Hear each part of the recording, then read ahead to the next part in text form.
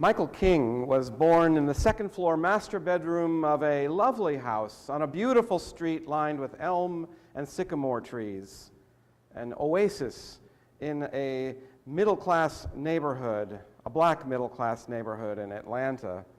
The house was perched on a small hill and was set back almost 40 feet from the street with a covered porch wrapped around on two sides and big windows through which sunlight beamed in the afternoon. It was the house his parents shared with the senior pastor of Ebenezer Baptist Church in Atlanta. So it's the associate pastor upstairs, the senior pastor downstairs, who's also his father-in-law, an arrangement I would not find appealing myself. Now, Michael's childhood was absolutely idyllic in comparison with his father, who was born the son of a sharecropper in a tiny shack, literally dirt poor. His father's early life was brutal, and their survival, a miracle. Through it all, as a teenager, Michael's father saw his potential in becoming a preacher. Even though he could barely read or write and even speak clearly, but he walked to Atlanta without shoes, where he eventually met his future wife, Alberta, who made him the force he became. Her father, A.D. Williams, was a prominent pastor in town, her husband the associate, but MLK didn't serve for very long as the associate. His father-in-law died, and suddenly he was the senior pastor of a large church with a good reputation that paid pretty well, and he could provide a good life for his growing family. And yet, despite some relative privilege, little Mike, as he was called, couldn't be shielded from indignity. He learned at an early lesson at age 6, when suddenly the white boy he had been playing with every evening told him that his parents wouldn't allow them to play together anymore. Mike's name was changed to Martin after his father had a powerful experience in front of the doors of the Wittenberg Church, where Martin Luther had nailed his 95 Theses. So now Martin Jr., he was smart. And at the end of his junior year in high school, he tested to gain early admission to Morehouse College, and because of that was afforded an opportunity to go with other college students north to Connecticut to work for the summer. Now, they were tobacco fields, but he experienced a whole other way to be a young black man in the world outside of the South. Now, with both father and grandfather as pastor, Martin may have been expected, felt a little pressure to become a pastor himself, but he imagined other callings, like in the law or a professor. So his parents were very happy when he called home during his second summer in Connecticut to announce his intention to become a pastor. But friends teased that maybe this was more a preemptive attempt to avoid getting in trouble with his parents for something that had happened, instead of a call from God. King described his calling not as miraculous or supernatural, but that he recognized the central importance of the church in black life, and at age 18, he could imagine a career as a rational minister who dedicated his life to God and justice and new ideas, perhaps on a college campus. Now, these stories and many more are part of a new biography called King, A Life by Jonathan Eig, 600 pages that I couldn't help but devour as quickly as I could. Anyone wants to borrow it, I do want it back, you're welcome to come and get it. But I especially appreciated in this the stories of his early childhood and of his parents and his young adulthood. And so, upon graduation from Morehouse, Martin made an unpopular choice in the eyes of his father. He chose to go to a predominantly white seminary in a small town in Pennsylvania called Crozier Theological Seminary, which embraced liberal ideas and accepted Darwin's theory of evolution and prepared students to think with a modern mind. Now, listen to this quote from one of Dr. King's sermons in the 1950s. Science investigates, religion interprets. Science deals mainly with facts, religion deals mainly with values, and the two are not rivals. It's not necessarily what you'd think you'd hear from a Baptist pulpit in Alabama. But that pulpit was Dexter Avenue Baptist Church in Montgomery. It was a small church just 2 blocks away from the Alabama state capitol and a highly educated congregation. His father wanted him to go back to Atlanta with him, but he reluctantly agreed and accepted that his son's desire was to go out on his own.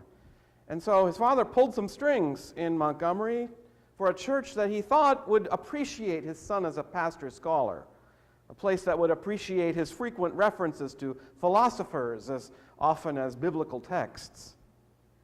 But just 1 year into his pastorate, things changed drastically.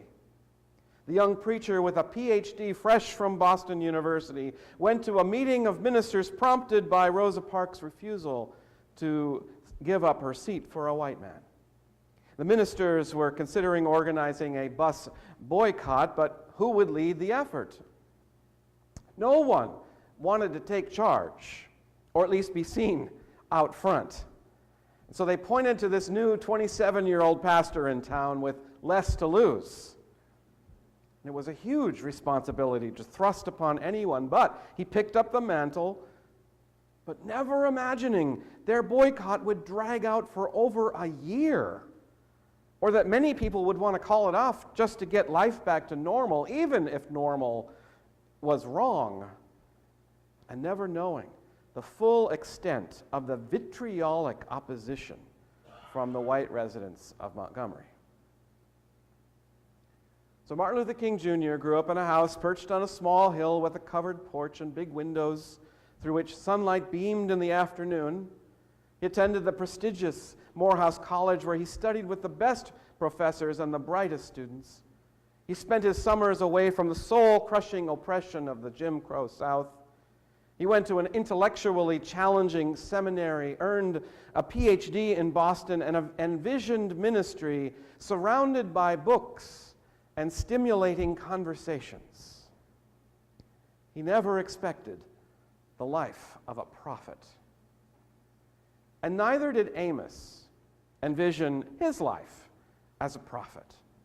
Amos also grew up in relative privilege, perhaps a shepherd within a royal household, or even the owner of flocks and groves. It's not quite clear. But he was obviously well educated during a time where few people were literate. He lived in the southern part of the divided kingdom and traveled north to the great marketplaces of flocks and wool. And while he was there, Amos observed the moral excesses of the people and the influence of paganism on their shared religious practices. And so reluctantly, he felt compelled to warn the people of impending disaster. And he was only a prophet for a few months before being kicked out. But surprisingly, his writings survived. And it was this prophecy of Amos and other biblical prophets that impacted Martin Luther King Jr.'s view of the role of religion in society. Amos claimed God hated religious rituals that were disconnected from doing good and seeking life. Amos wrote, "Hate evil and love good and establish justice at the city gate. Take away the noise of your songs, but let justice roll down like waters and righteousness like an ever-flowing stream." Words that Dr. King used often. So the phone rang a lot at the King residence, the church parsonage, between organizers calling about a meeting or opponents calling to harass. Without caller ID or answering machines, you picked up the phone. And so it was one night around midnight, after a long night of meetings, that Dr. King answered the phone. Another racist, spewing hatred, but this one was different. It was a threat to bomb his house and kill his family if they didn't leave Montgomery. And so you heard him say, I sat at the kitchen table with my coffee cup and was ready to quit.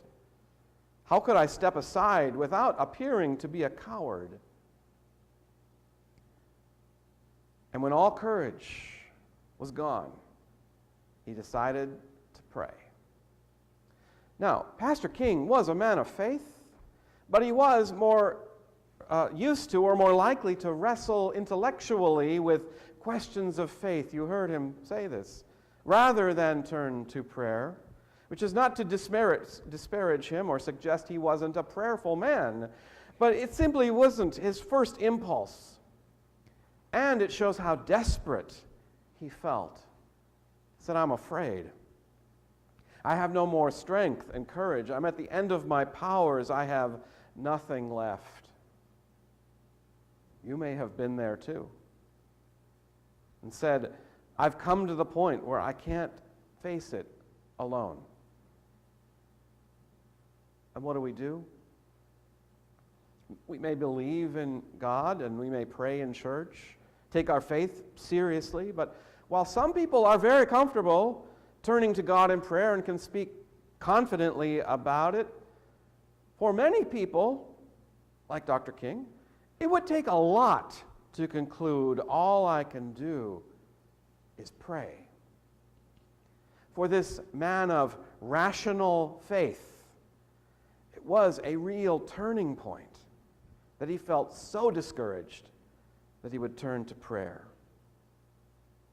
That's something I think some of us at least can relate to. And for us to be encouraged by. Because that's the moment when he heard an answer to his desperate plea. The voice of God, an inner voice saying, stand up for justice. Stand up for truth, and I will be at your side forever. And he said, almost at once, my fears began to go, my uncertainty disappeared, and I was ready to face anything. Now, not that he didn't have fears ever again, and not that he wasn't repeatedly uncertain over the course of the years to come, and not that he was always ready and willing to face anything. But he had been reassured. When you stand up for justice, when you stand up for truth, God will be at your side forever. Because that is what God desires over any other kind of outward display of religion. Take away the noise of your songs and stand for justice. But it didn't take away the danger. A few days later, indeed, his house was bombed. Fortunately, providentially, no one was at home at the time. On my last sabbatical, I visited that parsonage, a humble abode about 3 blocks from the church, and I saw the porch where the bomb exploded.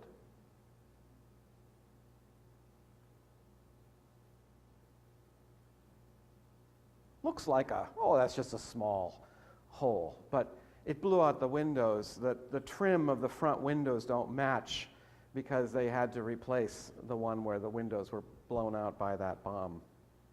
Now inside, I was disappointed they wouldn't let us take pictures, but it was there that I also got to see that kitchen table and the black phone.